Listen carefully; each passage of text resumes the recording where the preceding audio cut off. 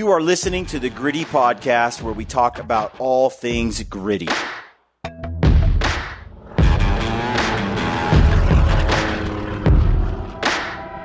Welcome to the Gritty Podcast. I'm Brian Call. Got Brad Hunt here in the studio with me. Today we're going to talk about our favorite new archery gadgets. Yeah. We've got a small little handful of kind of archery gadgets we've been tinkering with. Yeah, we've been tinkering with, and we thought, hey, it'd be cool. Some of you may have heard about some of them, some of you may not have. But there's some cool products out there that I didn't really know about. I think a lot of people are overlooking, like I did. Yeah. Until Pedro, Brian, some other folks are like, check these out. You got to try this. So. And archery is fun and exciting. So, yeah, we figured we'd go over that. So let's start out with one of the newer items that I just got yesterday in the mail, although I ordered it like a month ago. Right. Takes a minute. Still waiting on to mine. get here. It's made by Total Peep, and it's this little tiny release holder. It's just this little rubber stick-on. Yep. And this is what it does, folks. Some of you may have heard of it, some of you not, but Pedro had it. This is my release. This is the Stan Onyx clicker release, and here it is. I've got it in studio, and what I've got is I attach this Total Peep little it's basically like what do they call it, a release string holder or something? Yeah.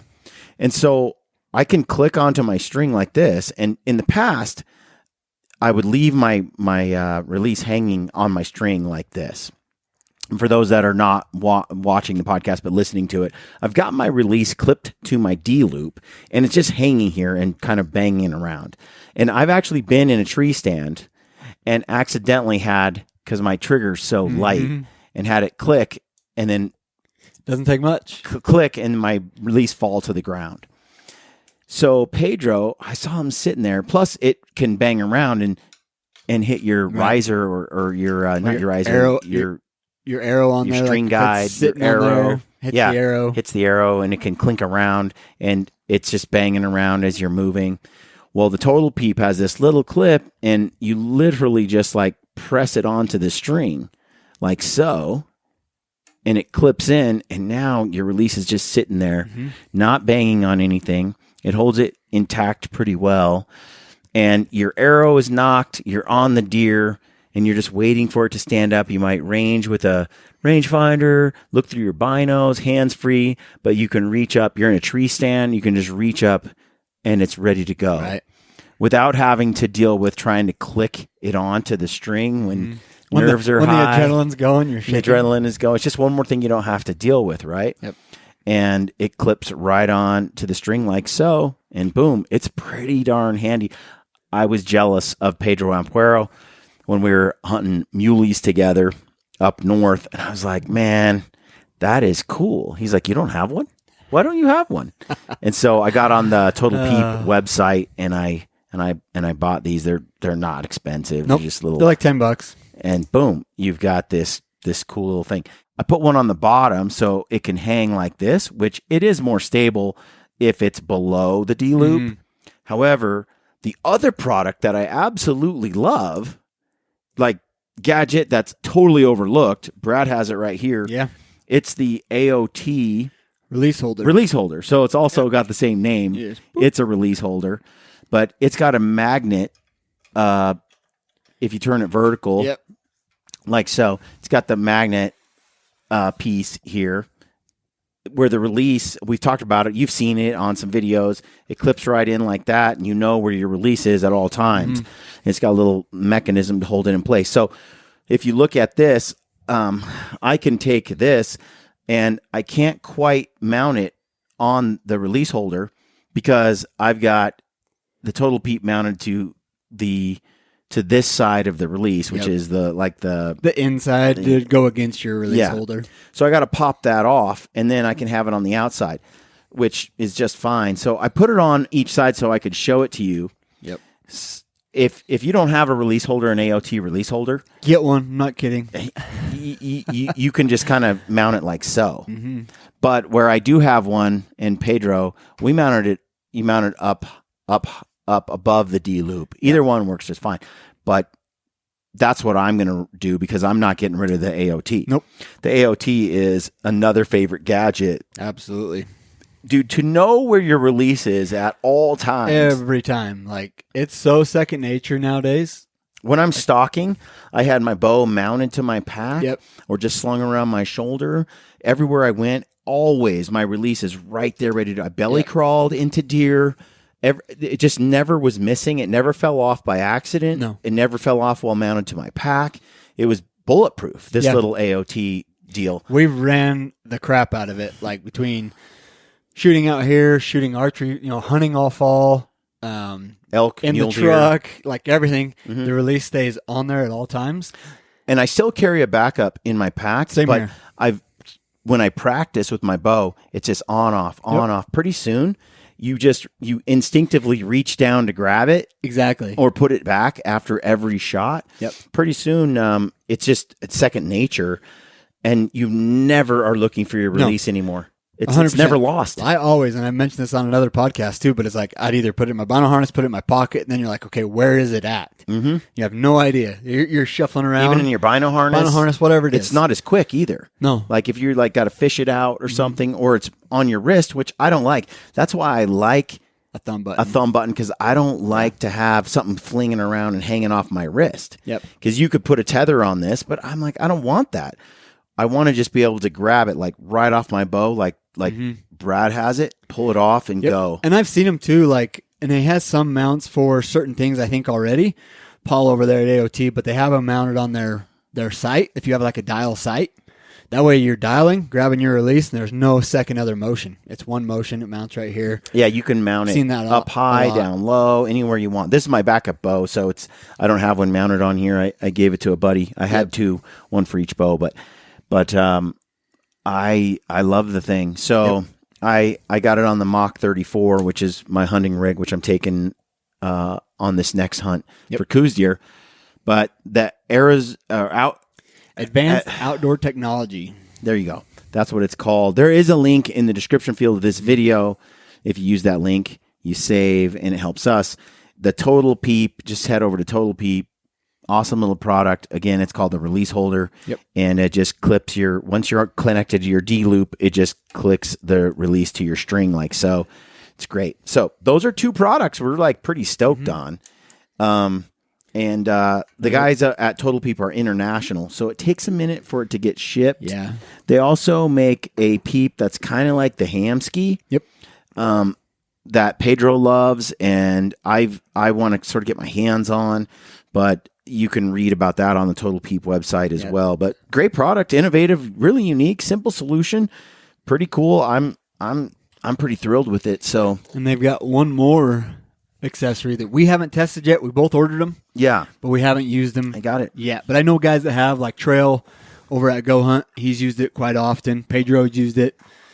Yeah. So I'm interested. So here it is. I got mine in the mail the other day, and it's this Total Peep hip quiver support for belt. Mm-hmm.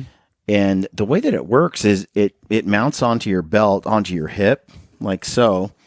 And you just put your normal quiver, whatever your sight quiver mount is. I have my other one. I just switched sights. But yeah, if you did like a sight quiver mount for your bow here, how your quiver would be attached there, you take that. You take that quiver mount that you would normally put on your bow, and you get one that mounts onto this Total Peep belt mount. So then your quiver can bolt on upright like so if you want. Yep. On your hip, or it can go the other way down here. And Pedro, when he was sneaking in on deer, he had his mounted, and it would be up like this, and he was crawling. I guess you can't see it. He was crawling around with it on his hip, and then when we belly crawled, it was off to the side and out of the way, and it just went on real quick and then came off real quick. One thing that I really liked about, and I actually took mine and I put my quiver into the strap on my bino harness. So I took this bino harness buckle, put it around here, and then it hung like on my back like this. And as I was crawling in, on my belly, I didn't have these arrows, right, on the side of my bow or on the front or anything like that. Yep. And I actually really did like stalking animals, especially we're going to be in the desert. Mm-hmm. I did it in open plains. We've done it in some open country, especially grass, farmland type stuff for these open country mule deer, whitetails. I enjoy stalking game with my bare bow. Yep. It's just cleaner, easier, less to deal with. I found that I could be a little sneakier. The bow. Well, especially a critter that's so keen on movement and stuff. Like, as you're moving your quiver up through the brush, and most of those places don't have a super tall, super high brush. You're belly crawling. And so, or you don't have the steepness of a hill to kind of give you some cover. And so you're really pushing that bow forward and trying to keep it up, down. It's just much easier without it. I'm super accurate without back bars and front bars anymore. Mm-hmm. Like the bows are balancing well just the way they are. Yep. It's a little more, it's a little less balanced with the Garmin Zero on there. Yep. And that can be offset with a little bit of a back bar or something if you needed to. But I really like the bare bow. I don't have to worry about when I come to full draw or through the bushes, the stabilizer bars like getting in the way of everything. Yeah. I love not having to deal with that. And then when I sneak up and I'm right there, I don't have to take my quiver off. It's already off. Yep. But Pedro and I would get into position 30, 40 yards from our buck, and we were laying down in the grass, and then the quiver we would just kind of set down on the ground so it's not on your person at all. Mm-hmm. And you're right there with your bow, nothing like hanging off your bow. Brad was there when we did a hunt together, and I was on an awesome bull elk, and it was awesome. Old grandpa, old bull, and I had this long stabilizer bar because out the front and off to the side, a back bar, and that stabilization did help me have a lot better long range accuracy. But it also got caught in the bushes. Yeah, it was bushes everywhere, and I'm trying to do that. The back bar gets caught, and then bushes got into the cam. And so then I'm trying to get the bushes out of the cam, which are now stuck in here at the bottom. Exactly. And I can't release the arrow. I'm at full draw. I can't release the arrow with a stick through it.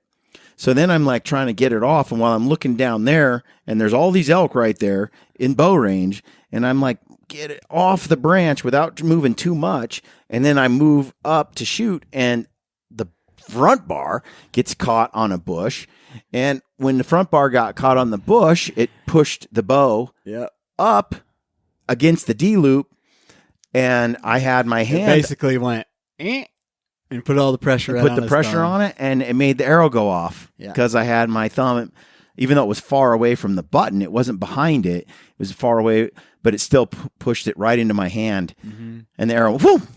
And I was like, dude. And that's not the first time where a front bar has gotten in the way in a tight, bushy situation. Yeah.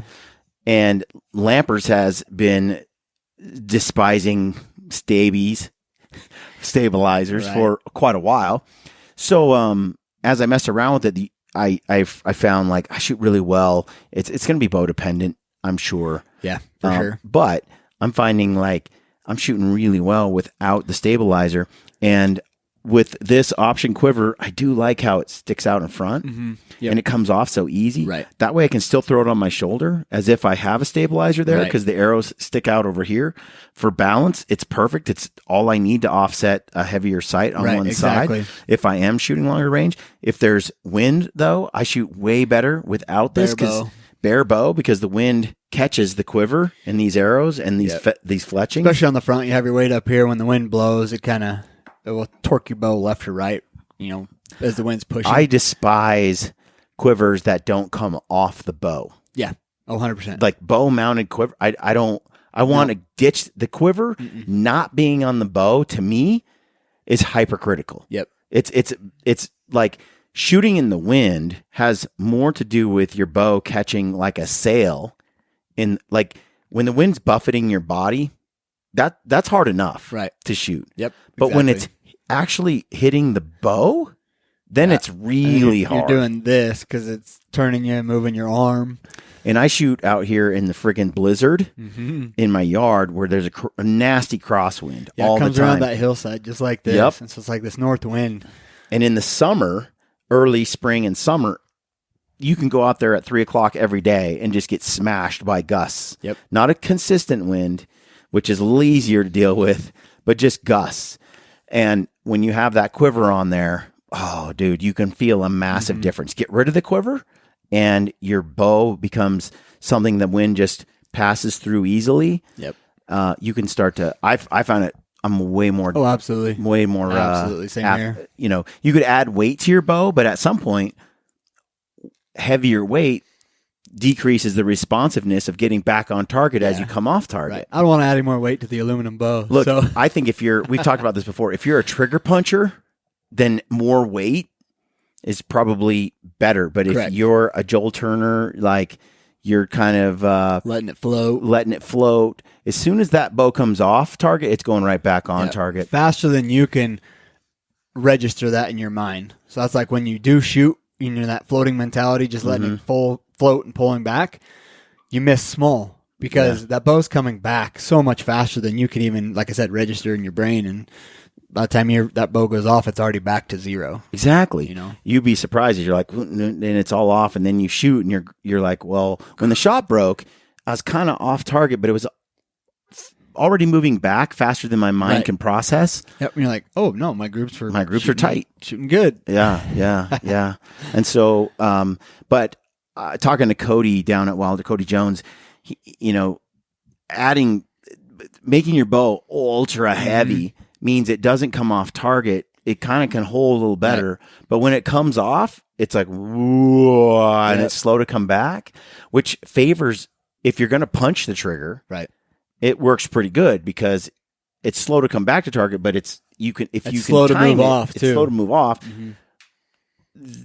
I just have found that having a controlled shot is the most effective. I'm my most lethal. I'm shooting better than I've shot in my whole life right now, pretty much. So anyway, that's the gear. I'm going to use this Total Peep hip quiver attachment like Pedro did, but honestly, I might end up liking it just without this and just on a buckle, right? Like around my waist. I may not even need this, right? But I've seen a few guys be using it, and it seems like it because it does have like a tension, and it kind of this Total Peep. You can tighten it, loosen it, so it swivels hard. So you can turn your quiver so it's horizontal or vertical or somewhere in between. And I think that it does. Watching Pedro position his about the middle of the quiver, so it can go horizontal or vertical, depending on his needs. And then when he's crawling, it was pretty. He just had it shifted to his hip. If you're on your butt, you can shift it around to your waist. And I mean, it was pretty handy. I don't know if I'll prefer it to just how I had it buckled. Yeah. It'd be a trial and error process. Which brings me to another thing that Pedro introduced me to, which was this KUIU pack. I don't know what this is called. I never know what these things are called. Names escape me. But you can't miss it. If you go to KUIU's site, it's just a little pack. It can hold a water bladder. You can see it's minimalist. This is for stalking. And Pedro would put this on. He had a brown one, just no camo, and you put this pack on, and that's one of those things when you're stalking animals, you need something. You need a pack, but it needs to be low profile, quiet, tiny, not bulky. This has water in it, some snacks, maybe throw a puffy. It's minimalist. There's not much to it, but that's where, like I was saying before, I was basically buckling my about buying a harness to this. There is a waist strap to this where I could do the same thing. I could buckle the quiver to the waist strap on this. But this little pack was pretty sweet. I used it on one of the stocks because Pedro was the cameraman, and I needed to carry a little bit of something, Yep. on these stocks. But I've also used for years the Sitka tree stand. It's their whitetail version. I can't remember what the heck they call it now. Yeah. It's the it's like a Berber it's a fleece. very soft pack. Like no zippers. It's all loops. No buckles. It's like a gunny sack. Mm-hmm. And I've used that on stocks in Arizona. That's what I wore. Kill a couple of bucks in Arizona, coos deer, mule deer. When I get in tight, it's just a silent pack. The Fanatic pack. The Fanatic pack. Yep. I like the tool bucket as well. There's a couple others I like. I don't like the camo, but it's their whitetail pattern. Mm-hmm. I'll throw it up on the screen. But you know what? I don't care about camo. I care about functionality mostly. And that pack doesn't have as much structure as this, but it's much bigger. And I can throw a little more gear in it, and it is really quiet. Yeah. So I'm going to mess with both of them on our coos deer hunt in the desert. I don't know. I think for elk, I might prefer this. But for coos deer and open country desert where it's dead silent, I think, and I need a little more room because I carry camera lenses, a mini tripod, a few other things. There's no structure to the Sitka Fanatic pack. It's literally like a bag that's silent.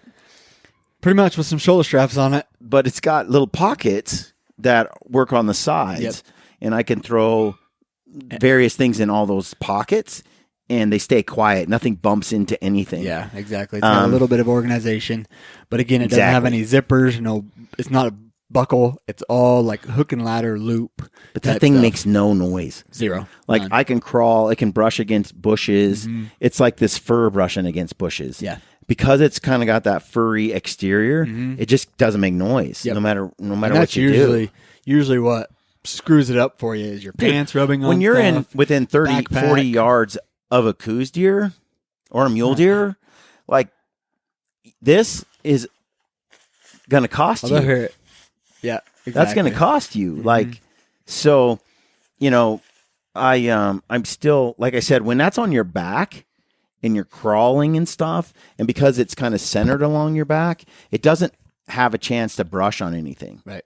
And so Pedro was very quiet with this on, but, and it was always there. But if he had to take it off and work something out of it.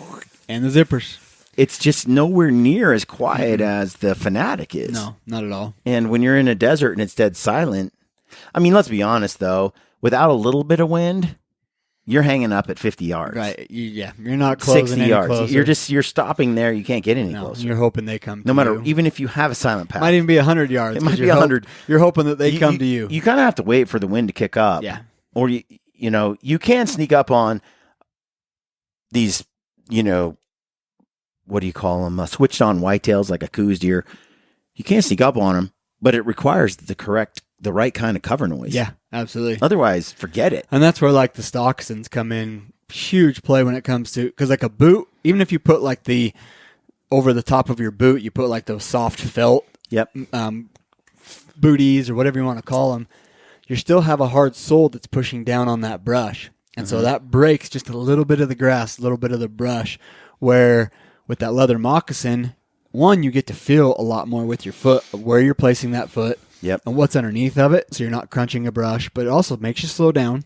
Yeah. And then the quietness, like a leather moccasin. I mean, Indians wore them for years and they're quiet. What's neat about, I don't shift weight onto my foot as I'm walking. I put the foot down. I feel what's under my foot. Correct. Is there a pine cone? Is there a stick? Is there something under my foot that when I shift weight onto it will make a sound? So I'm basically doing a one-legged squat in a way. Yep. My weight is on one leg. I put it out before me, the other foot, and I'm sort of feeling around. And if I feel something shifty, I sort of move it around a little bit with my foot. Then I commit my weight to it, and nothing snaps. No noise is made. Like Lampers has said a few times, I'm sure he heard it from Barney or South Cox or somebody. Yeah, right. Maybe this is his own. But if you do a stalk right, you should be sore and exhausted at the end of it, at the end of the day. Stalking animals is painstaking. It's slow. And I'm literally feeling the earth beneath my foot through the moccasin. You can't feel that in other types of footwear. No, not at all. Especially a boot. Another hack that we use, because the stockison is definitely one of our favorite gadgets, especially in the desert, because you got all the cactus and stuff that's going to poke you. Socks, it's just not fun. Like on that, socks are get rid of socks. Exactly. Those days have passed. The stockisins are great.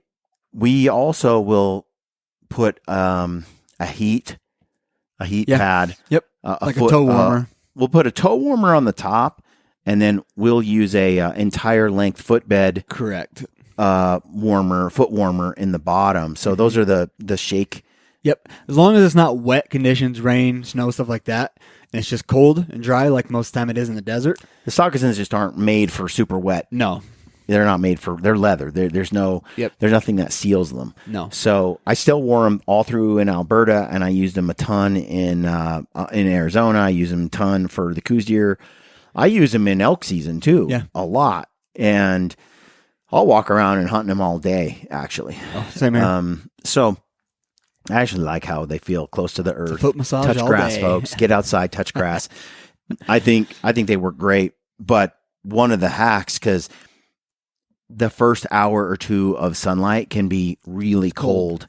And to be frank, in those moments, sometimes I don't want to take the time to switch out of a boot to put on a stoccasin right when my moment of opportunity is unfolding. Right, exactly. So Brad and I typically, we suit up before we leave camp, and I'll throw the foot warmer in top and bottom, and I might even wear them all day depending on how cold it is. But it allows me to wear a very super minimal piece of footwear. Yep.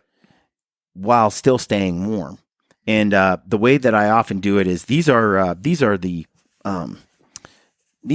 zero cushion classic smart wool socks, and that's my liner. And I'll put the heat pad on the toe warmer on the front, and I'll put the foot warmer underneath, and then I will put my main sock, like a darn tough wool sock, a light hiking one, on the top of it. Then I'll slide my foot into the stoccasin, and I'm golden. That's for those that have terrible feet, I guess. I don't know. Unusual people that have super wet, cold feet. Like I am not. I wear one pair of socks. The only time I've ever had blisters is with the sock liner. Yeah. So I'm opposite. I wear one pair of socks, no liners, and I just put it on top of the sock. And the same with underneath. I usually don't put it underneath because it will bunch up because I don't have a second sock, a second layer kind of holding that in place. But my feet, even with it on top, my feet have been warm enough in all the hunts we've done so far. And just putting that toe warmer on the top and been golden. Brad's barely 35. I'm 50. So there's a little difference in circulation probably. Things aren't the way they used to be. For sure, my feet are more prone to being cold by far. Brad has done that a couple of times, and he's like, my foot, it's burning. It's like getting burned by lava. He's struggling. He's like pulling over. He's trying to save his foot from burning off. And I'm like, yeah, I don't feel it. And here's a quick tip. If mine is burning my skin, I can't tell. Here's a quick tip. If you take those foot warmers and you don't want to use them anymore and they've only been going for 30 minutes to an hour, grab them, put them in a Ziploc bag, push all the air out, close it up. They'll die. The next day, open it up, and they'll work again. Yeah, when you remove the oxygen from them, you can get them to last a lot longer, so you can use them multiple days. Yep. It works really well, especially some of them. Sometimes the footbed ones, they all work pretty well like that, but some of them work better than others. The Hot Hands brand seems to work better than the other ones, like the grabber and the stuff. grabbers, exactly. Although they're all pretty good. Right. Anyway, I think it has more to do with where you sourced them. Correct. Like how fresh and new, because they can lose their efficacy if a little oxygen got in there, or if they're really old. I don't think they age well. Nope. Anyway, that was a tangent. Rabbit hole. But we do like the stockisins. You can use the link below, by the way. I think we have a link in the description field of all our videos for this gear. And the stockisins is one of them. You can use that link and save a little bit. Yep. Helps us. So Brad has been using the Garmin Zero sight. Yeah. Which I've been using for years. In fact, I took a lot of heat using it when it first came out, which I thought was whatever. I mean, everybody uses a rolling sight. They use a rangefinder in hand. It's essentially the same thing, only it saves that step.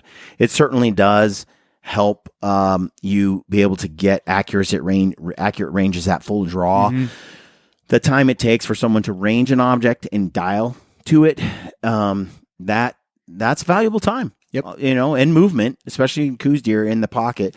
If a buck is trotting by and you're already at full draw and you're ranging as he goes, the alternative is, well, I know that bush was 20. I know that one was 30. I know that's 40 and 50.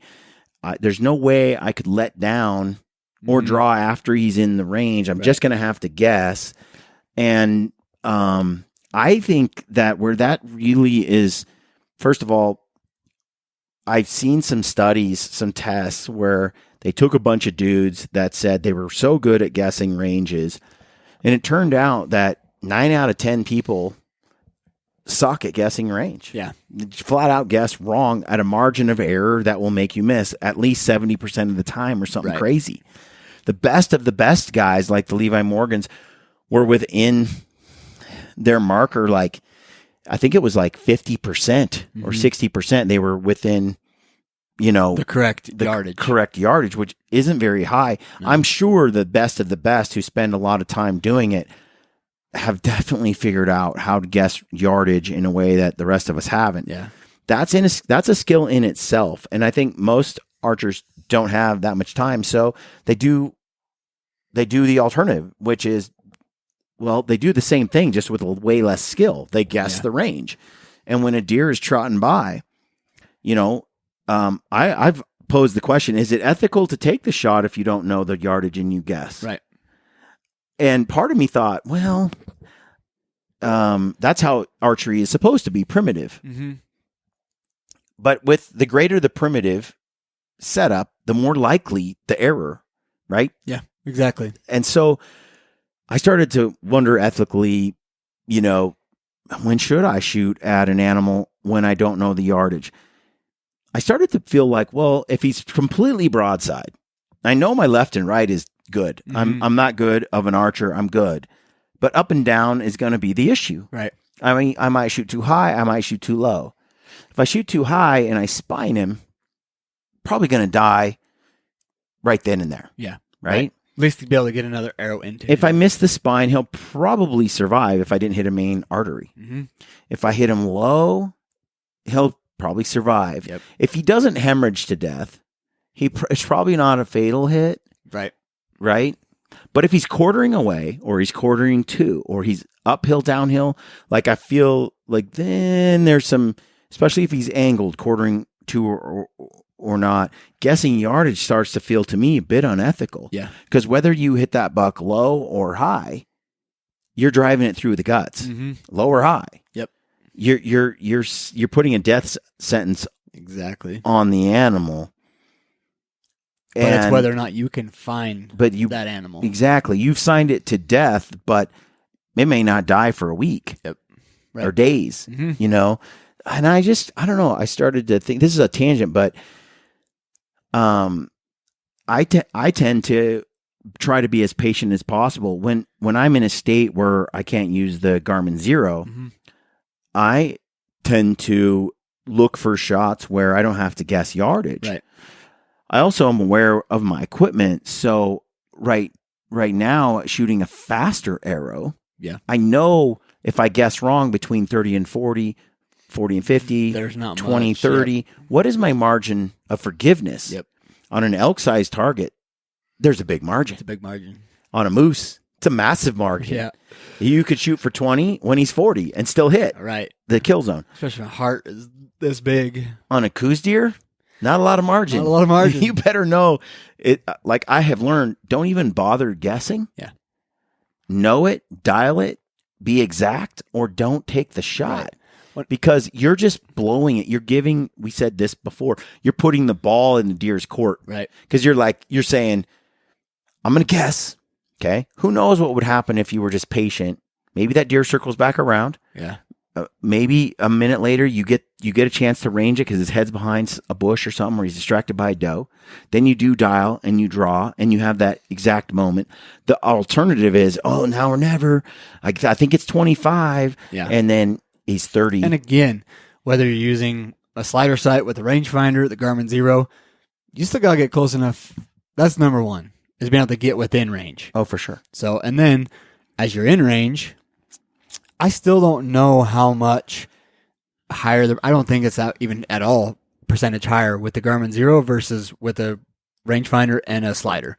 Like, I think that animal, whether you range it with the Zero and you hit it, and you guess the yardage with your slider because you didn't have time to range it, you hit that animal, it's going to die.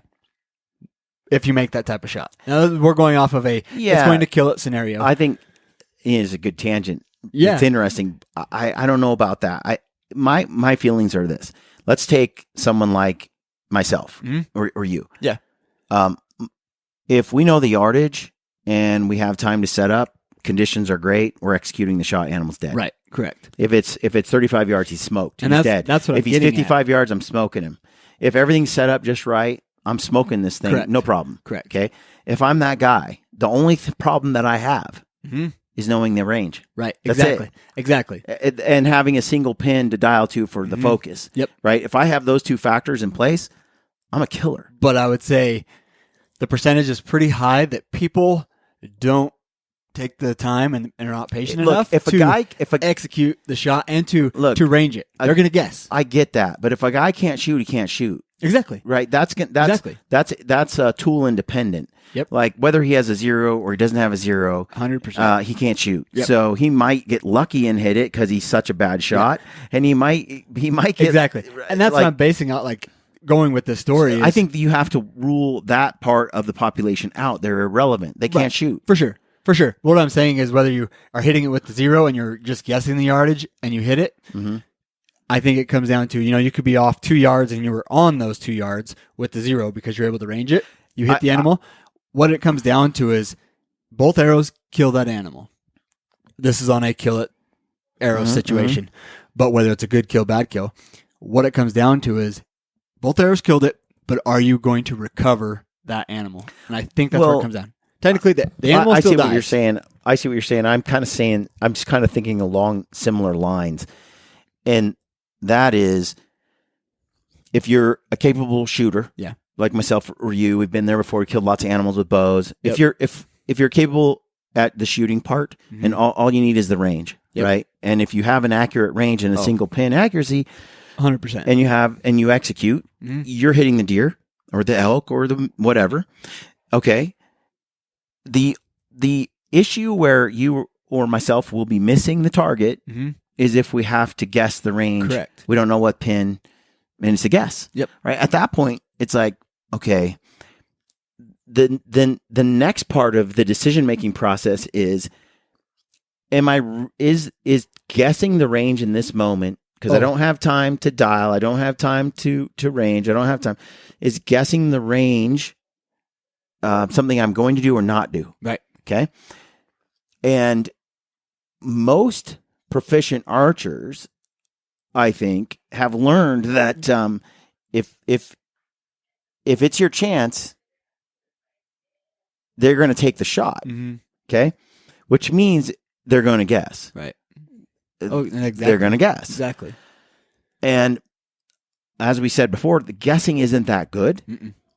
So how many are going to shoot high or low, not perfectly pinwheel it? 100%.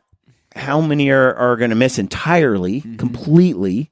So if you're looking at the amount of deer hit by an arrow that were killed, there's no question to me that if you're using a Zero, that number, if you're just dealing with people who can shoot, the Zero's higher. Yeah, for sure. Period. Oh, absolutely.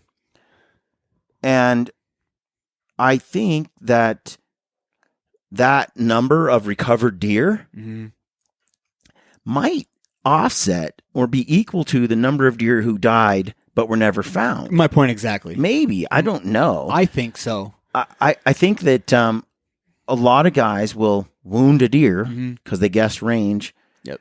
They didn't have much option. They were going to take their shot. Wayne Gretzky, you miss every shot you don't take. Shots you don't take. You know, and so a guy's like, he ranges it. It's 35. Buck gets up, chases a doe. He's at full draw. That doe is leaving the country. It went about, I don't know, 7 yards, right? 15 yards. I don't know. I was looking through the peep.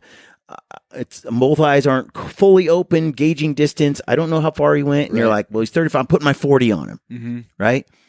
Boom. It shoots high or low. If it's quartering away, he just punched it in the guts. Yep. Okay. That deer runs off.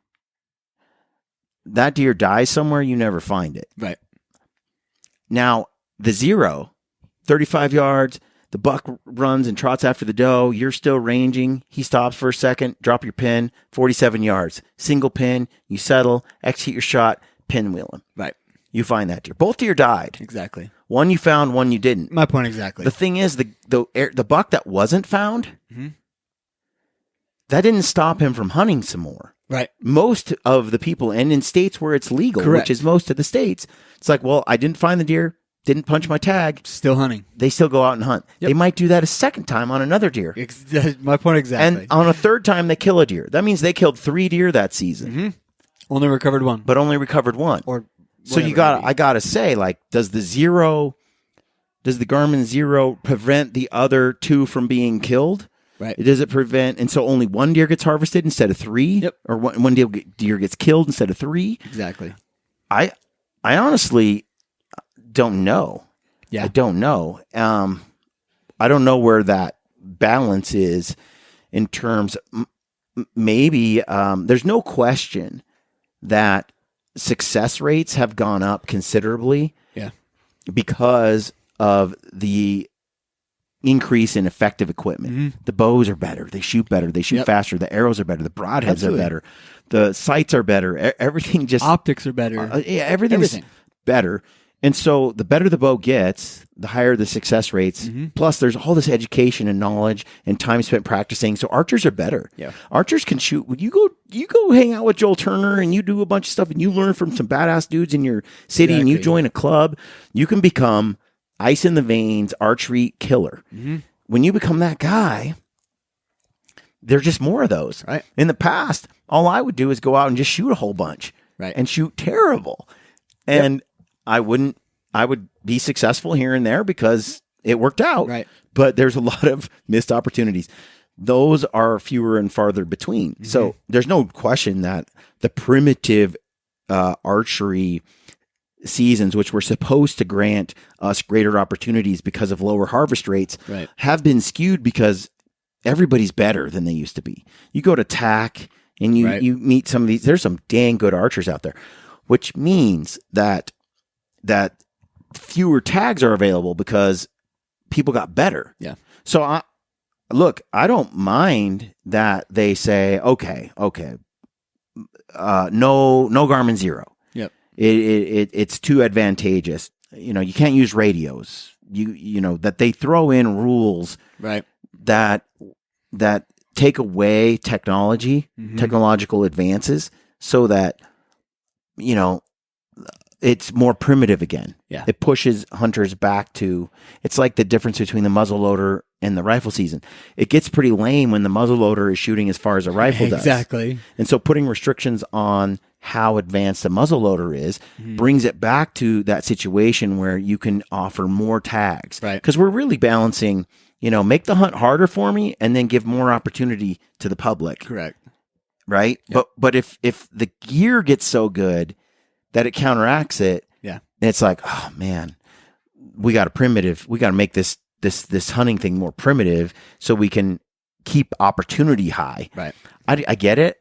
The one thing about the 0 though is if you're going to allow rangefinders, exactly, and you're going to allow a slider, and guys are going to guess, I start to wonder, like, just from a purely like success ratio, how many fewer animals will be wounded, and will that number be offset by will they equal out by the number harvested and recovered? I honestly that's a serious question that I have. Same here, absolutely. Like this year when I was hunting mule deer or whitetails with Mark in Missouri, Yeah. I just come to full draw. I'm on my buck. He's rutting a doe. I'm ranging with the 0. It's legal, 0, 0, 0. Buck stops, single pin accuracy. I can shoot. If I didn't have that, I'd have to go, that tree was 20, 30. Down, I think that's this. Re-range. There's no time for that. Right, exactly. They're rutting. There's no time for that. You're guessing your ass off. Yep. Running around in a meadow, you're truly guessing. Yeah. And that means it's going to favor a lighter arrow, much lighter arrow, so it can go faster, so that you have tighter pin gaps, more forgiving on elevation, stuff like that. So, I mean, at the end of the day, that 0 is it's making me more lethal for sure. Yeah. But Mark, on the other hand, had to guess, and there were a few times where Mark did not shoot because he's like, I didn't know the exact yardage. Yeah. And I'm filming it, which was good on him. But a lot of guys, most of the guys I know, don't make that decision. They're like, well, I think he's 35. Yeah. And they let her fly. Right. And Mark did not have, Mark had to compromise his shot selection a few times. Yeah. Because of the fact that he didn't know the range. He's like, I'm going to shoot it right now through these bushes because I know that that's 25. If he goes over, I don't know I don't know that yardage, so I'm going to take this shot because I know the yardage, even though I've got obstructions. Right. Right? And even then, he's still pin gapping. Yeah. So the pin isn't actually on it. He's splitting 2 pins, and he's having a harder time, and the shot's a little more errant than mine. I shot 3 deer. It was like, exact yardage, and I center punched him with exactitude. Right. And so it wasn't like these guys aren't taking the shots. It's not like these guys aren't compromising the shot selection, balancing the odds that they have to work with. It's obviously hard to know those numbers of animals that get shot, end up dying, but don't get recovered.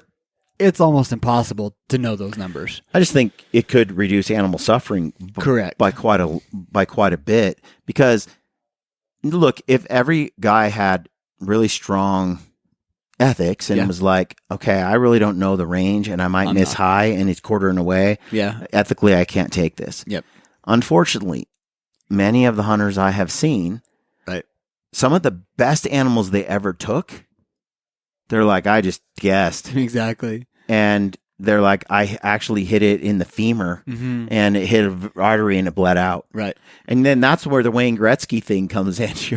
You're like, well, you miss 100% of the shots you don't take. And he would have not taken it, and he wouldn't have had this 200-inch buck. But he did take it and nicked it. And it's like, is no arrow better than an arrow? Right. And again, I don't know. I feel like I won't take that shot. Right. For me, I've come to that conclusion in life where if I'm not certain I'm going to kill it and it's going to die, like I have a really good odds of it dropping, I've experienced the loss of too many opportunities, especially if it's a stud I'm targeting day after day after day. Yeah. Like that buck in Arizona that I killed. I was on that buck 16 days or something. Yeah, right. I had opportunities day 7, day 9, day 12, but I was like, they're not high opportunity shots. They're not unmissable shots. Yeah, right. And if I wound him and he dies somewhere, I never find him, I don't get the deer. If you really want to hunt to get the deer, not to just get a shot, then you're like, okay, I can't. If your life depends on you recovering that deer, you're going to take different shots. Stack the odds in your favor, exactly. And when you start to go, okay, play that little game with yourself. If I don't kill that deer, I get executed right at the end of the season. Then you're going to be like, oh, well, I ain't taking that shot. Right. I gotta hunt till I get the shot, the shot I know I don't miss. And again, we're fortunate we get a lot of time out in the field. A lot of guys don't have that, so they're kind of taking what they get. You're talking about your life before gritty, 100%, where you're a weekend 100%. warrior. And I killed a hell of a lot of elk, that's for sure. But it's like I've definitely become way more patient. Yeah. No, I get that too. I can remember where it's like I only get to hunt 3 weekends. Right.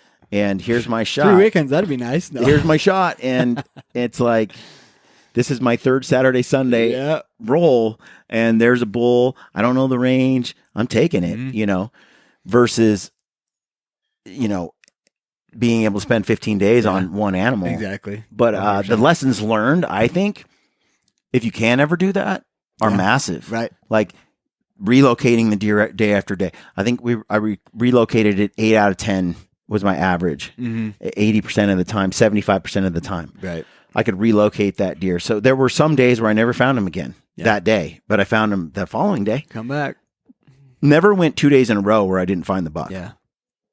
And sometimes on the weekends, I just had to watch him and wait for him to do something, or watch other guys come close and blow it up, right, and the deer get away. And then I just track where he'd go, and I just kept tracking. And then Monday, Tuesday, Wednesday was my time because people had gone home, and I could really dial it in and take my time. Yeah. And you learn so much about deer and deer behavior and shot selection and being patient. Well, and it gives you a chance to kind of pattern that animal too. Like you may have a 2 or 3 day rotation, and it's like day 3, guess what? He's walking right by this trail on a pinch point.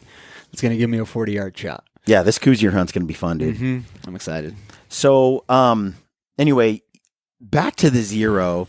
Okay, you have got it. Yes. And you just tell everybody, like, we put it on your bow. What are you thinking right now? Oh man, like it's, again, especially for coos deer. Coos deer are one of those animals that it's like draw early, and you're going to be holding for a long time, usually, because if you're lucky and they're rutting and they're not paying attention that much, it allows you to draw and just sit in that moment for that deer to come by and give you that opportunity. And again, with the zero, it's like, it kind of is a confidence booster because you're like, man, I can be drawn already. And when that buck gives me that opportunity, I can range and I can get that single pin accuracy to then let the shot go. Where before, again, goes down to I'm not worried about ranging, dialing, drawing again, that stuff. You see most guys that kill big coos deer with bows. Yep. They're in ground blinds. Yep. Right. They're in ground blinds. I've seen some from tree stands, which is rare because there's not that many trees usually. Yep. And it's probably smart, but gosh, it doesn't get me as excited to go. The reason that it's done that way instead of on the ground spot and stock is the suckers don't hold still. Yeah. And they run around, and small targets have small error. You have a small margin of error. Yep. So if you have to hand range it and dial and draw, that's usually enough that your opportunity's gone. Right. With a coos deer. Exactly. And so ground blinds allow you to pre-know ranges. You're waiting for them to come into your spot. It allows you to move, dial, and you're in a dark ground blind that can't see into the blind. Like there's a lot of benefits. To it. But I really want to spot and stop. For me, the fun part is the stock. Is the spot and the stock. That's the thing I want to practice and do. I want to be outside the blind. Yep. But I'm not blind to the fact that if I weren't able to use a zero on this hunt, Garmin zero, right, it'd be a pretty tall order. But I know from experience. I mean, we've done it. I can draw my bow, range, and shoot. Yep. I don't know. Both coos deer I killed, I had the zero. I didn't. And my mule deer I killed. And mine was bigger. And all three of my deer, which I killed 3 consecutive years in a row. Yeah. They were all done with a zero. Mm-hmm. And it did make it a lot more doable because when that deer is running around, it's just like, I could have used the zero because like when I killed my coos buck in 2020 with down there, it was a wild ass guess. It was like I had ranged previously, and I had a rough idea of where that mesquite tree was, and he comes zipping right past it, and it's like, I know that tree's 55. He's a lot closer, and I was shooting such a fast arrow. I mean, almost the same setup I am now. I was like 10 grains heavier, but still shooting almost 295 to almost 300 feet per second. So I knew my pin gaps were small. I was like 40 yards, hit him. I didn't know I hit him the first shot, and he ran about 20 yards, and I 40 again, shot him again. And turned out both shots were perfect. Like one was right behind the shoulder, broadside. The other was quarter to me and out the back. Like they were perfect shots. But again, it came down to a guess. Like I wasn't 100% certain on the shot because it's a guess yard. You got lucky. Luck is always involved. Sure, absolutely. But the other thing with the zero too is like I have 3 different arrow setups right now that nothing changes on my bow, but the arrow weight itself changes. And Isn't that cool? Dude, I can just arrow 1, arrow 2, arrow 3, throw them on there, shooting, and they're set to the yardages. Yeah, you can create an arrow profile. So you can have multiple arrows, multiple releases with different anchor points. Right. So long as they're fairly tuned. Yep. You know, what else do you have to worry about? You can cycle through, so you can shoot a much heavier arrow or lighter arrow all with the same sight. Same setup. What about the setup of the sight? Oh, it's super simplistic. Like, they've made I don't know, I never had experience with the other older Garmin Zeros, but this one, the menu, super functional, very easy walk through. Setting up the arrow profiles, it's always nice to have another guy with you just so they can click the OK button. You don't have to let off, but it's not a big deal to redraw. But it's super simple. And just set it up at 20, walk back to 50, and then if you want to set them in between, super easy. Dude, you can set up your sights so fast. So fast. If you do travel, like to New Zealand, I went to Canada, I've been to Alaska, Yep. I land, get out, shoot.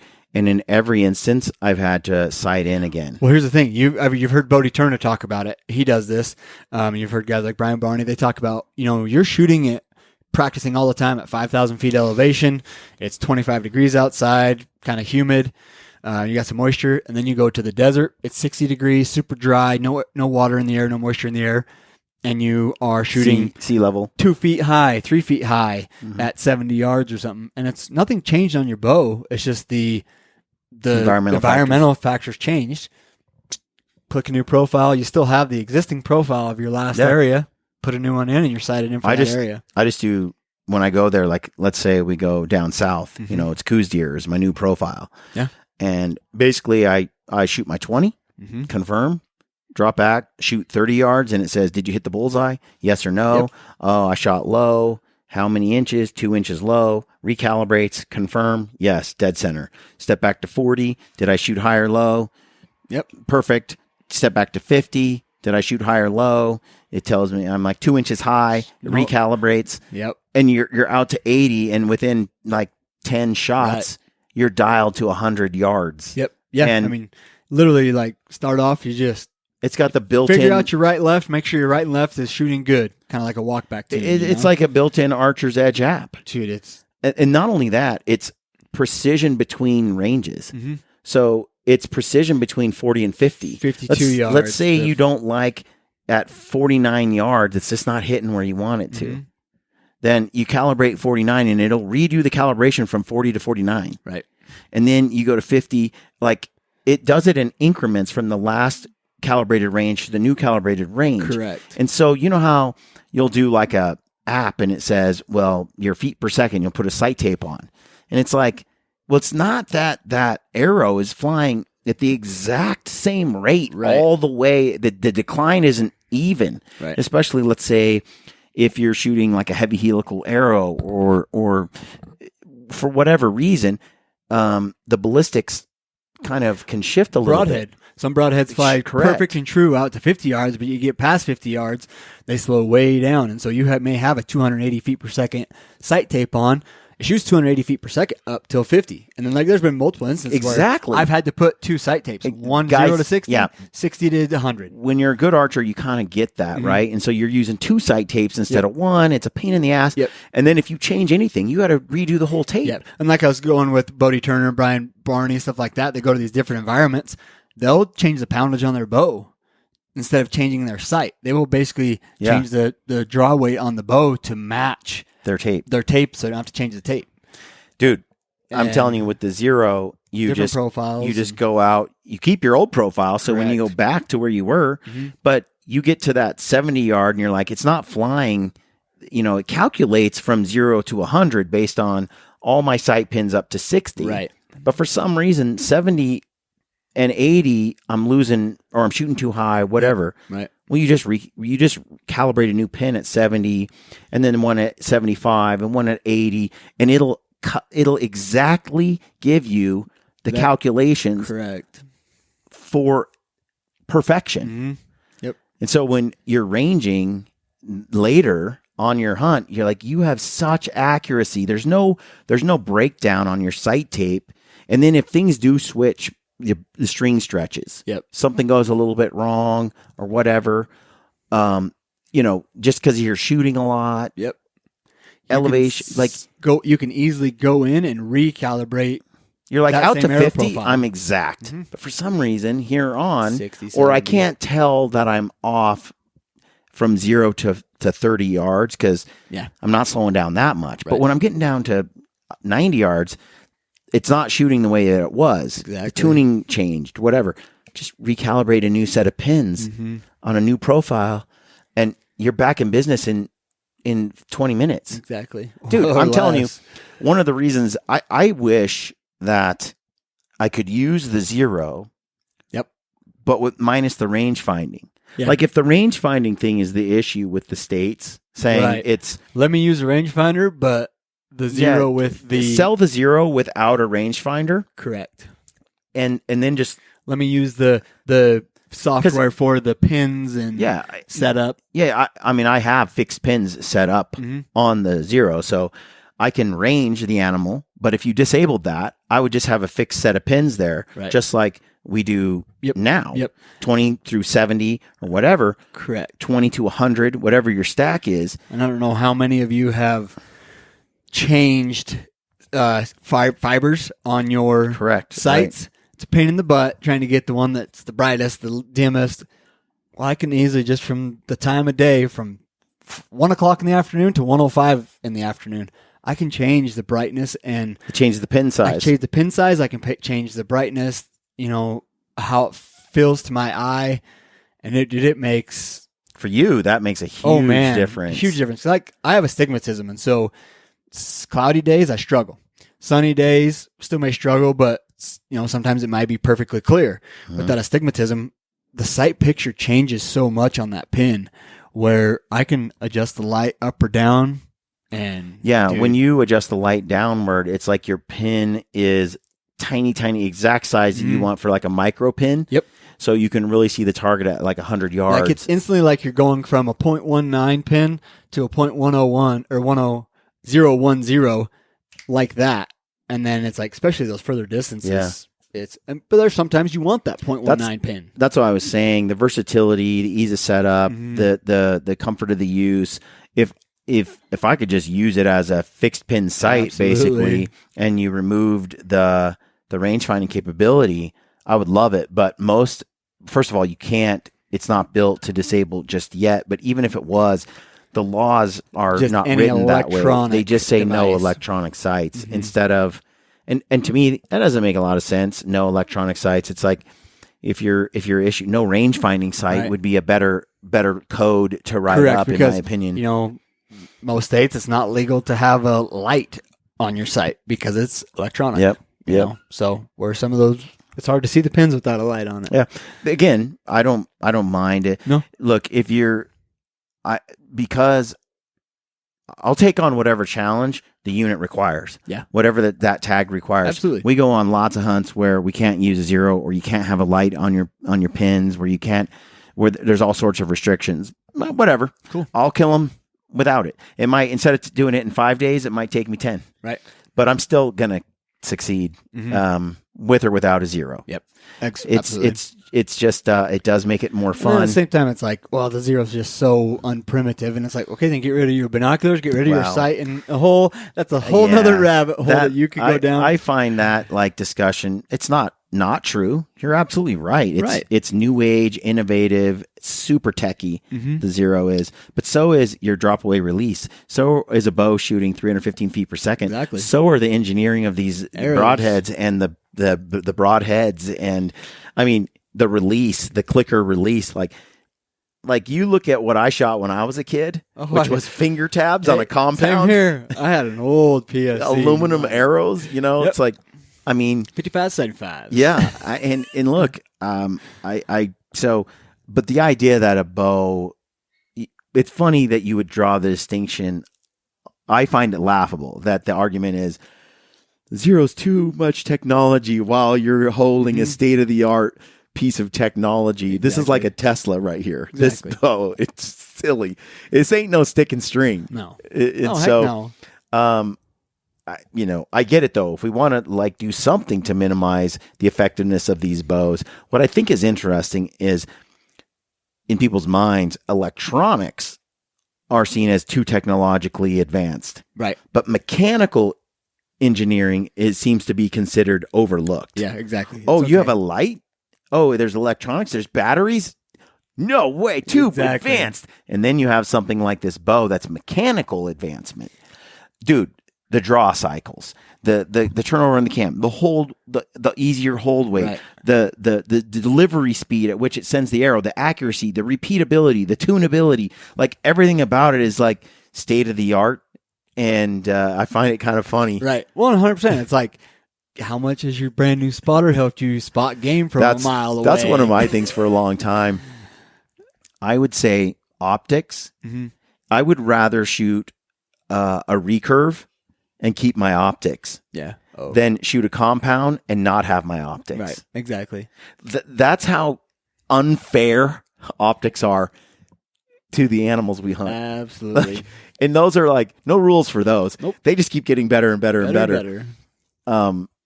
Scopes, all of that. Yep. But even rifles today, you can dial in a rifle and shoot 1,000 yards in a way that we couldn't 30 years ago. No, heck no, no way. So all of it is advanced, and so I get it. Success rates are higher, and we want hunter opportunity. So we got to scale back on some of the tech. Mm-hmm. And make it still challenging. And states that do that, I think they're on the right track. I don't care. Yeah. But I love the fact that I can take that sight. For example, in Alaska, when I'm hunting, for example, Kodiak blacktail, Sitka blacktail on Kodiak, I can use a Garmin Zero. Right. Well, it's a rifle hunt. Yep. I can also use a rifle. It's not an archery only hunt. Exactly. And I'm choosing to make it harder on myself already by taking a bow. Mm-hmm. The hunt we're about to go on for coos deer, I could use a rifle. Yeah. I'm already imposing another level of challenge upon myself by taking a bow. And since instances like that, I want to throw the Zero on because it's fun and it gives me that little bit of edge. I still want to do it with the bow. Right. But I want the best tech for the bow I can 50 get. 50 yards versus 450. For me, the excitement is closing that into that range. Yeah. And archery is also just fun. I got to tell you, like walking around the range and just ranging for like if you're shooting rabbits, if you're shooting pigs, if you're shooting just for fun, if you're walking around at tack, I don't have to range with a rangefinder. Yeah. It's just like pull, draw. I don't even know. Right. I don't know until I'm already at full the other draw. day, I literally was running and do like a bunch, 10 burpees at a time, and I'd run to my target, get my arrows, run back, do the burpees, and then I'd pull the bow, and it didn't matter. Like I would move my yardage every time. Yeah. From all over the yard. All over the yard. Yeah. And it was like, click, 52 yards. Click, 74 yards. Yeah. 31 yards. In my backyard, we've got like 5 3D targets at different ranges and different elevations. Standing. Yep. And same thing. We'll just bop around and shoot that target, that target, that target, that target, that. And with the Zero, I'm just walking all over the place. Exactly. And I'm just practicing. And it's so fun. It is. It's a lot more fun than, it's this. And I'm going to pin gap 33 yards. It's like, no, I'm going to exact pin that sucker at 33 yards. Yep. It's fun. 100%. It's fun. It's fun to hit the bullseye every single time. Yeah. Or kill shot. So, by the way, that brings up the arrows. This is the RIP Extreme Velocity by Victory. And these are 250 spine. They come spine aligned. You can see it right here. It says spine aligned. And, some of you guys watched the video of us shooting with our heavy arrow rigs, and we were using, I've got some Black Eagle got the X Impacts. I got a 200 grain tip, 250 spine, same, but it's got a helical on the back. Mm-hmm. A true helical, 3 fletch. So it's super steep helical. Yeah. It's creating a lot of drag and really like spinning and correcting that arrow, especially for broadhead use. Like fixed blade, 50 yards and in. Mm-hmm. But when you start getting further out, we were able to slow motion film our shooting. Yep. And it told us a lot. Exactly. It told us a lot. And what's interesting, what we learned was shooting our heavier arrow rig. Now it's 200 grain tip. Yep. The spine, we did our best to spine align it, but it's a guess. Yep. Whereas the Victory, it's actually written on there exactly where the spine is. So we want the spine alignment facing upward. You have it up or down. It just has to be consistent. Every arrow has to be consistent. Which then gets every arrow to fly exactly the same. Yep. out of the bow. If you have a weak spine on one end, like with the Black Eagle, I'm kind of guessing, and it shoots out of the bow and it bends and it flexes in a slightly different direction. As the arrow corrects, it hits a different spot than the other arrow, which flexed out of the bow a slightly different way. And so if you want to repeat accuracy, you can knock tune your X impact, which I did a lot of. Brad did less of. No, I did. But the thing is like with my broad, I did most of it. Like everything I have right now is set up 100% for broadheads. And Fixed blade broadhead. And they don't do that near as much. When I throw just a fill tip on, like it's not having to tame that arrow down as much. You know, you don't have the planing of a broadhead. No. Once you throw a broadhead on, it's a whole nother ballgame. I had a hard time getting any of my fixed blades to fly really, really good beyond 50 yards. Mm-hmm. Yep. So I had about 3 or 4 arrows that would just nail the target in the center at 50 yards and in. Yep. Within like 3 or 4 inches. But it wasn't precision like my field tips. And I had a hunt to go on, so I was like, whatever. And I threw the mechanical on because that's what I had planned to use for 90% of the hunting. But if I had to shoot through brush or I had to do a frontal shot or something, a couple fixed blades. I have a couple fixed blades in the quiver that shoot 50 yards and in. Yep. They shoot as well as my to such a level of accuracy. I'm not worried about a shot on an animal at that range. Yep. Now, it's funny watching those videos too of our arrows. Mm-hmm. If we shoot 90 yards and you're shooting, the target is the same elevation as we're shooting from. Mm-hmm. Or downhill even. Or downhill bullets. Those arrows just... They spin like beauties and they just like... Like I said, a bullet drill. Just, boom, hit. Go straight uphill. You get quite a ways up above you. Same thing. They're not having that trajectory of dropping down. There's a little bit of it, but the steeper it is and the closer you are, the less... They fly like a bullet. There's any issues. Right. But at 95, even at the high, it wasn't as bad, but it tailwind a little bit. Where... You're up at a certain elevation, a certain distance. It's like as soon as it hits that arc, the top point of its arc, and it starts to come down, it's wonky. Then it's like, oh, here they go. Because if you watch that arrow, it shoots and it literally is bullet, and then it hits that spot where it's coming down off of the arc, and it starts to parachute. Picture the arch on a 90-yard shot, the arc on a 90-yard shot toward your target. Yep. The arrow goes up, and while it still has a lot of speed, if it's at your elevation, okay, it comes down at kind of an even arc. Right. Now, if you're shooting uphill at 90 yards, but the uphill isn't very high, 20 yards higher elevation than where you're standing, 15 yards, just a little bit. Now your arc is angled a little bit up. And as it goes up, that arrow, you can see it crests the tip of the arc. Yep. Probably when it's 15 or 20 yards from the target, maybe 10 yards from the target. Right. The crest of the arc is in a lot different position. Correct. When you're shooting uphill than the crest of the arc when you're shooting flat. Well, when we're shooting flat, there's so much momentum still at the crest of the arc, it just seems to come down. But when you're shooting uphill, the crest of the arc is right before it gets to the target. Yeah. And it looks like maybe it's the 200 grain tip, the FOC. It's like I need to put that arrow on that spot that it was aimed at. As soon as it crests the arc, the tip just drops. It just flops over. Yeah. And it seems like the fletchings just sort of go upward. And then the arrow parachutes, kind of catches wind and wobbles a little bit. You're still hitting like in the vicinity of where you're aiming, but I think it's the further the distance, the arc. Oh, dude, you had some that are look like they're going on target. And then as soon as they reach the crest of the arc and they fall, they look like they could be 5 inches off. And like we have the uphill shot here at the house here where we're at the office, but at my house it's all flat. Well, I can go to 110 yards and I'm never noticed the thing. 116 yards and they're just like bullets.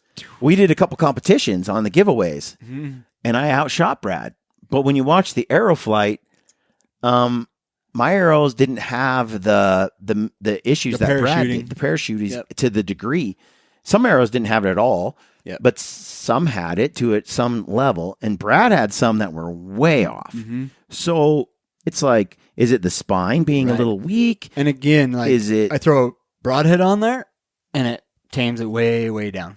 Like it's almost seems like it would be the opposite, right? But I just think because the way that helical is on like a 3-fletch true helical, it's turning that arrow so fast that like it's trying to correct that fixed broadhead. Or when there's nothing to correct, it's like, oh, we're going too fast for something. Maybe not, but again, it's fun to be tinkering with different setups. Like right now, we got a 4-fletch with no helical on it, and They're well, fast. I was shooting 525 grains at 179. 279 feet per second. Yep. And now I'm shooting a 410 grain going 315 feet per second. Yeah. And I'd be curious, like on mine, because I'm shooting a 519, 520 grain arrow, so we're very comparable. But I'm shooting like 290, 291 feet per second. It's like, okay, maybe if I knocked it down to 280, is the parachuting going to be totally gone?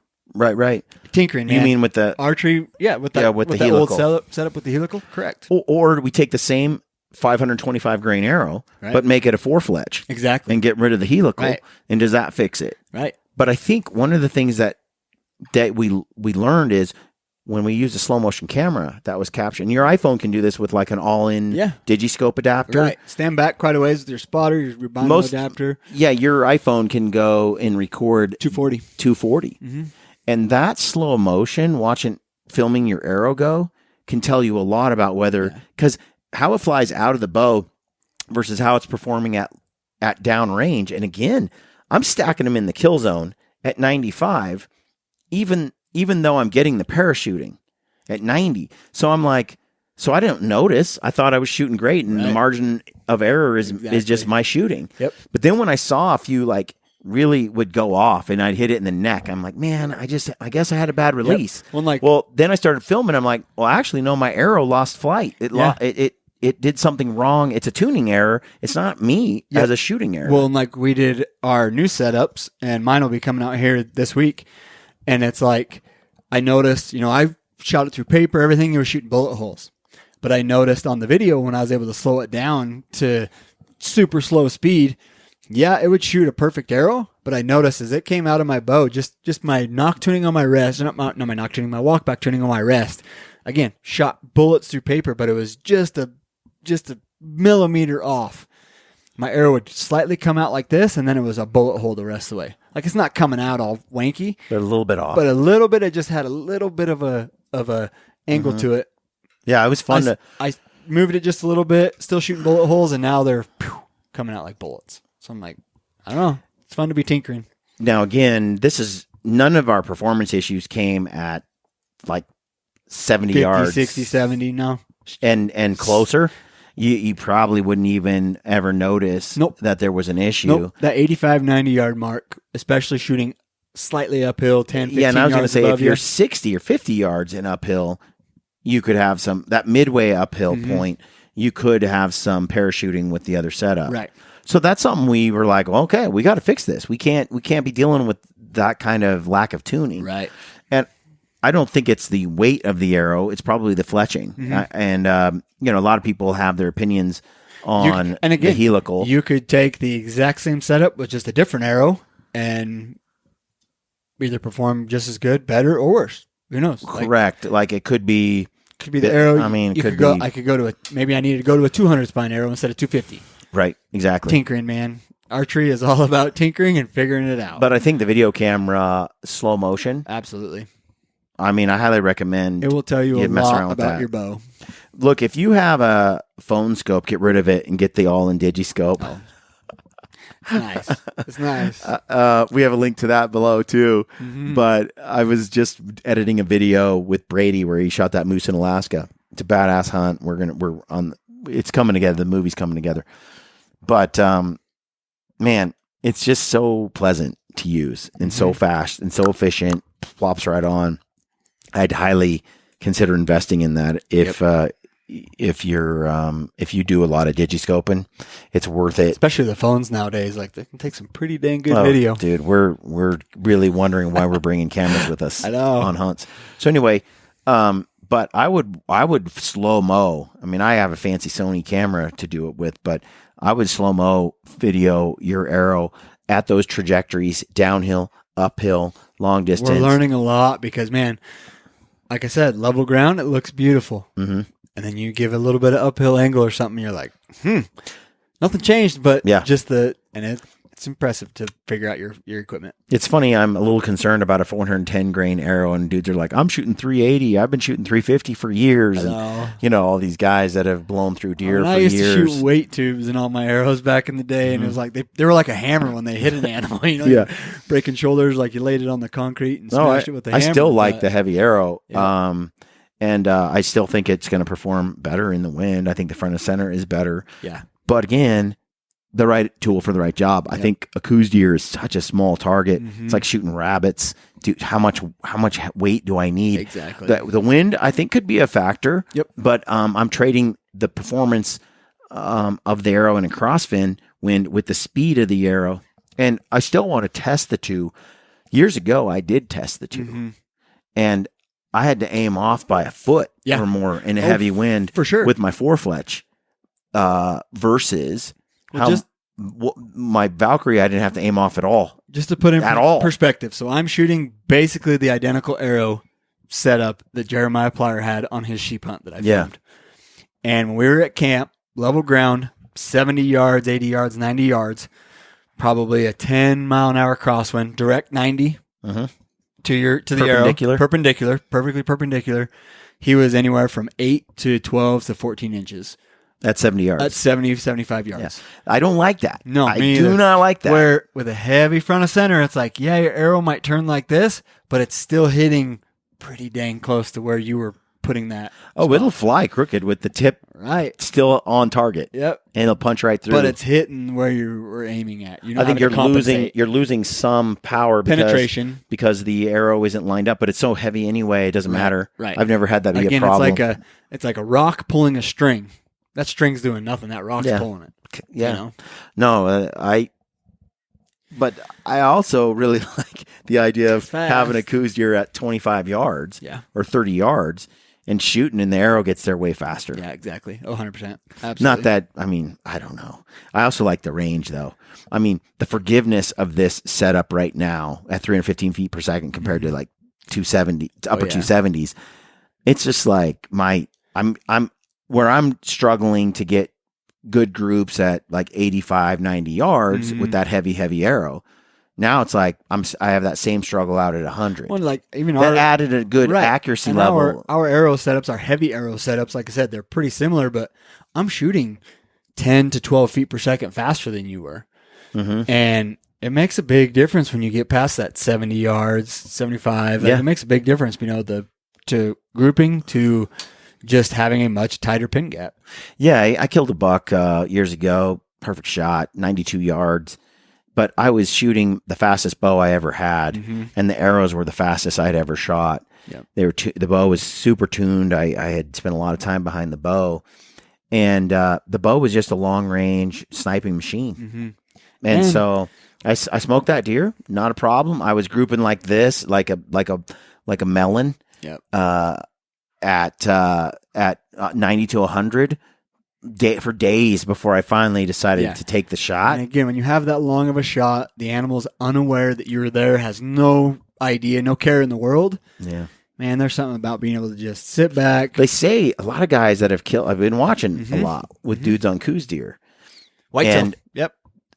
Was it Levi Morgan? Levi Morgan. He's like, I'd rather take a 70-yard shot. He was on it was the Meat Eater podcast. Meat Eater podcast. And he's like, I'd rather take a 70-yard shot versus a 40-yard shot all day. Because that animal, that's what he said. Hears the sound. He said the scary thing is where he's in the most is that 40-yard shot on a whitetail. Was it 40? Around 40. 30 to 40, I think. 30 to 40, yeah.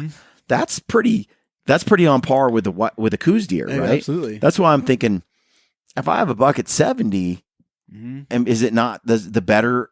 And I watched a bunch of other videos, right, of guys that have slain a lot of coos deer. Yep.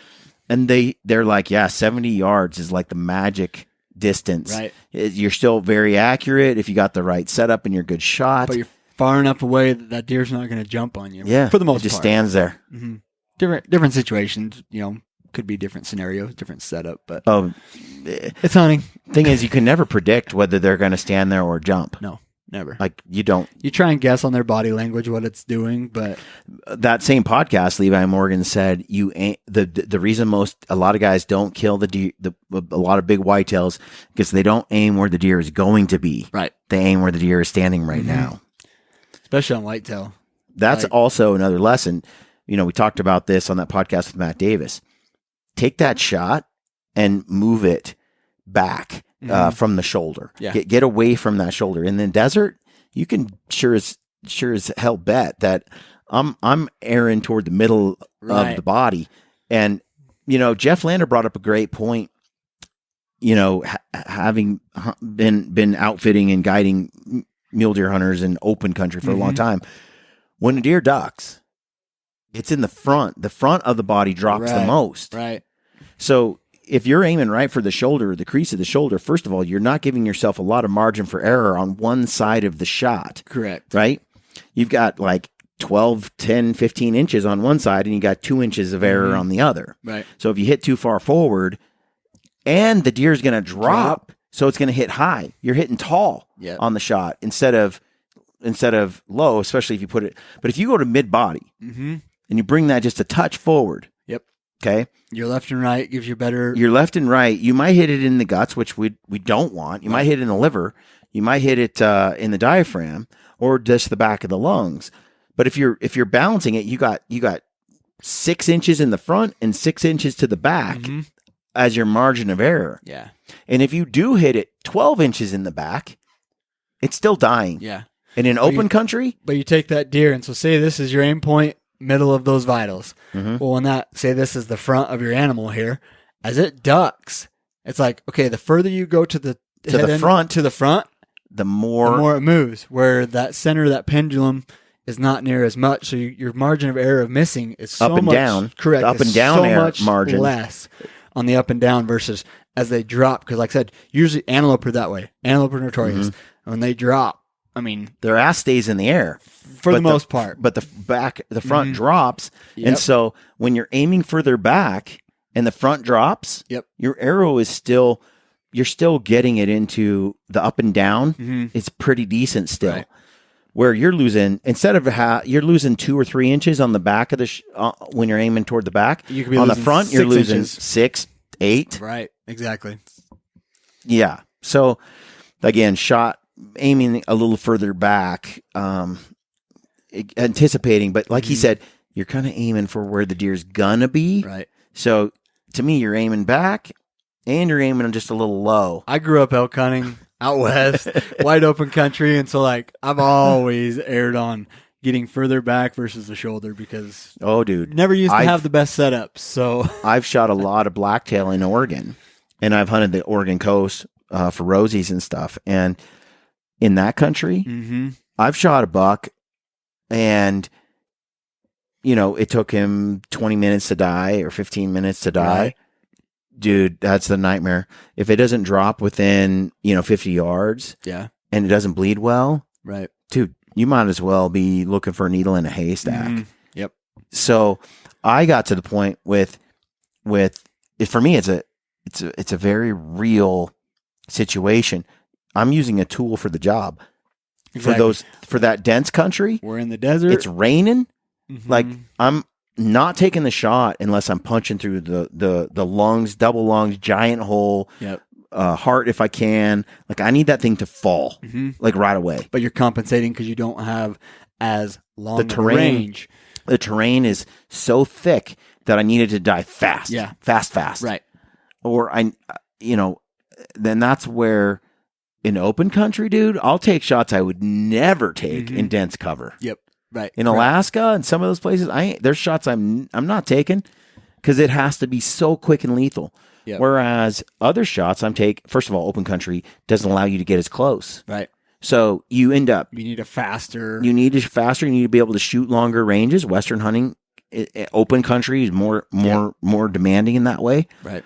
But also that means when you take that shot, I can err on it being a little bit back from the shoulder. I can see to track the animal. Liver shot. What did Corey Jacobson say? I can't remember what Corey says. A liver shot is the liver shot kills him good. Kills him good. I think that's what it is. The liver shot kills him good. And so again, when you can see it move, there's no rain. It's open and like you can really tell. Now I've seen a number of coos deer get hit, and I'm telling you, man, they get hit, they lose a little bit of blood. Yeah. They don't have much blood to lose. They get a nick and they're going down. So, I mean, I've seen them like really struggle, and I think it's so hot. They need the hydration. Right. Not that we haven't hit some with the rifles, and we're like, how is he still standing? Right. Exactly. But arrows, I've seen them hit with arrows, and they tend to be done. Right. Yeah, it's like a couple animals. Sheep, coos, deer. It's like you nick them, they're going down. Usually. I swear. May not always be the case, but because we have this vast success rate on coos deer with bows. Yeah, 1 for 1. No. More than most, but still, that's not. I need more. No, exactly. Anyway, I think that's. We just want to jump on the podcast today and kind of talk about what's been going on. I really like that Total Peep setup. Like I said, I think that's a really cool little deal. The AOT, that's cool. Yeah. Loving the arrows. It was my favorite thing. The AOT is my favorite thing of 2023, and it might be my favorite thing of 2024 too. I don't know. I like the release. I do. The Stand on X clicker is. For somebody like me, it slows me down. Yeah, I shoot that really well. That's another fun thing. I also like my Mach 34, my favorite bow right now. Yeah. Now, there's some great bows out there. I have that short draw, but high poundage. Yep. The aggressive cams. I don't know. I really shoot it. It just shoots for me. Yeah, shoots well. It shoots for me.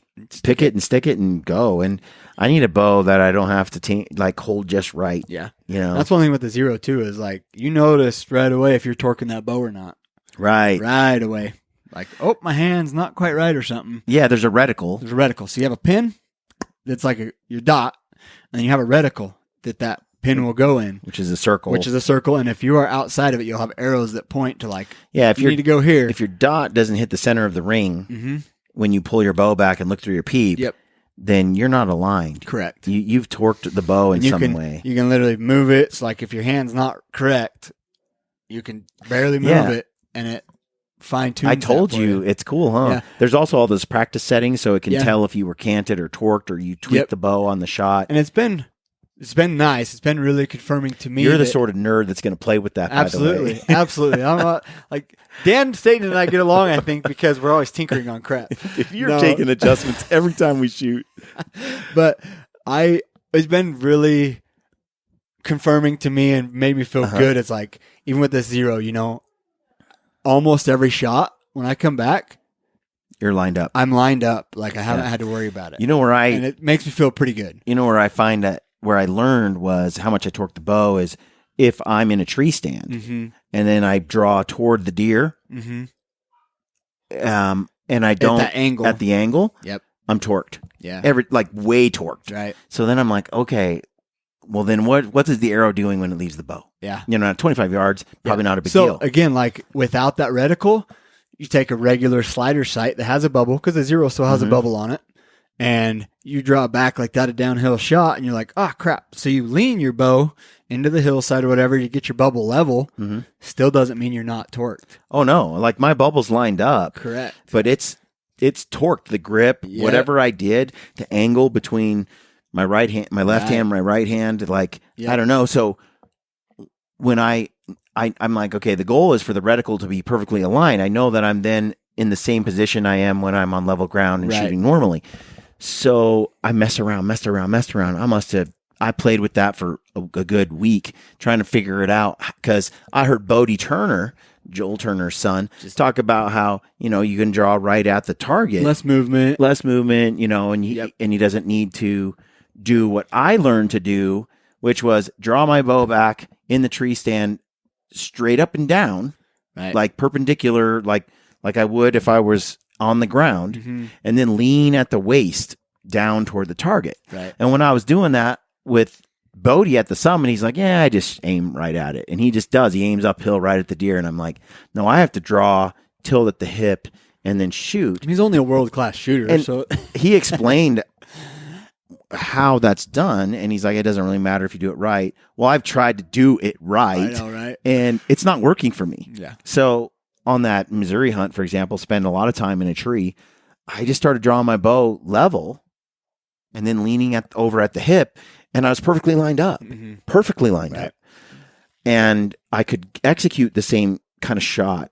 Now, when I draw and I'm shooting downhill and it's 70 yards, if that bow is torqued, Yeah. I'm not shooting right. Right, exactly. And that was because I'll do it in the backyard here. Mm-hmm. I go all the way to the top of the hill and I have a little pig target at the bottom. Yep. And I started aiming downward and I'm like, oh my gosh, if I draw at the pig, I'm torqued. And I'm shooting totally off. You won't know that either without that reticle that the Zero has. You think it's you shooting.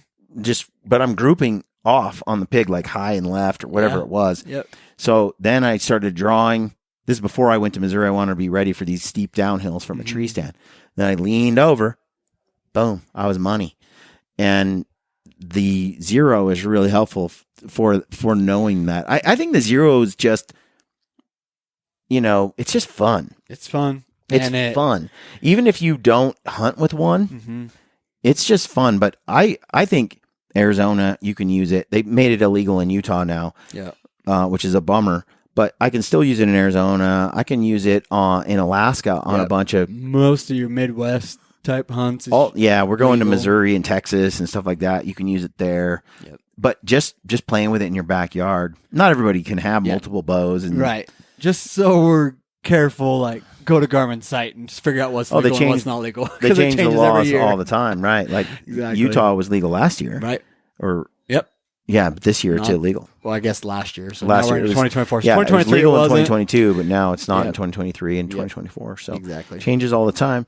You want to check that out. But anyway, it's a fun toy. Yes. So anyway, folks, thanks for listening to the show or watching it. If you're on the tubes, look at our description field. If you want to support us, you can find links to the gear that we like to use, some of our partners. Yep. And helps you save a little bit. And obviously helps us. Helps us keep doing the show. So thanks again. We'll catch you on the next episode. Stay gritty.